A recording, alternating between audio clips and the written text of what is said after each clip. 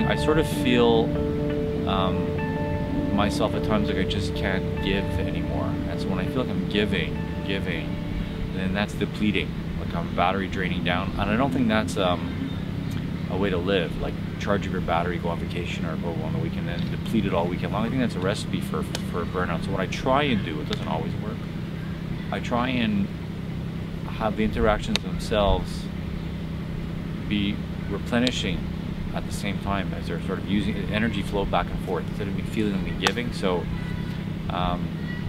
if it's in a very sad situation, if I just sort of let the sadness be and not create a whole long story about it in my own mind about how it affects me and all the rest of it, it's easier to have sort of flow through me, and I'll feel sad and all that, but it won't stick.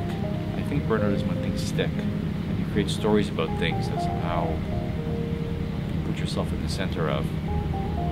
So I haven't been through formal burnout. No, I haven't. I think maybe I've come close a couple of times possibly, and what I do then is I pull back and it takes a bit more time to myself.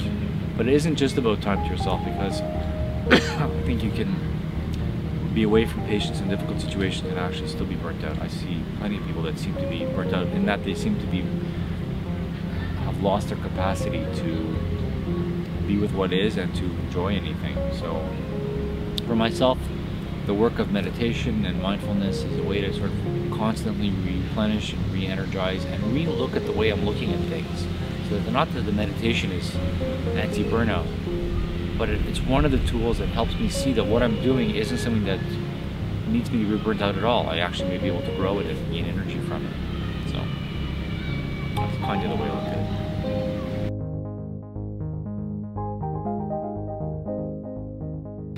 Well, there's a few things. I mean, there's the basic stuff like having enough work-life balance. There is such a thing as working too much. So no matter how good you are at being a process where things don't stick at you, which is impossible to fully do, if you're always at work, that's not going to work.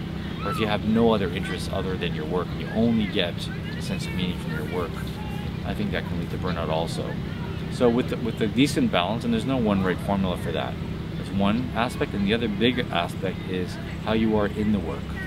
So can you see how you're being caught? Every time you think you're getting burnt out or you're depleting yourself, inevitably there's a catch there where there's some egocentric mechanism in play that's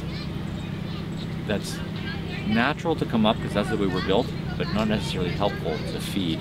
So when I can see that going on, then there's no burnout anymore. It's process as opposed to me.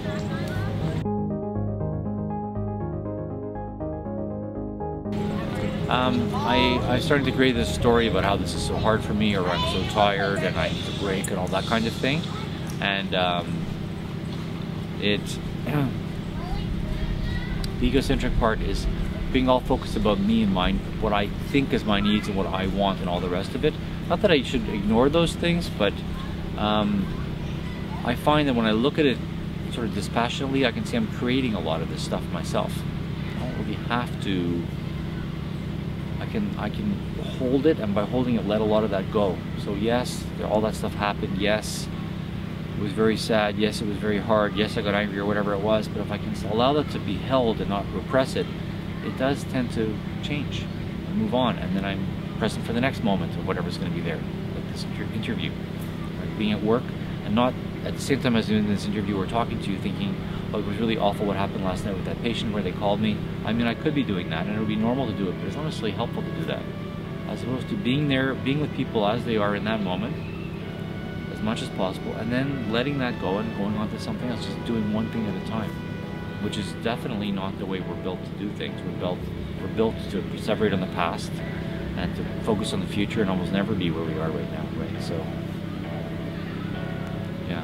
It's like regret. Like regretting things is one way of sort of what husband said.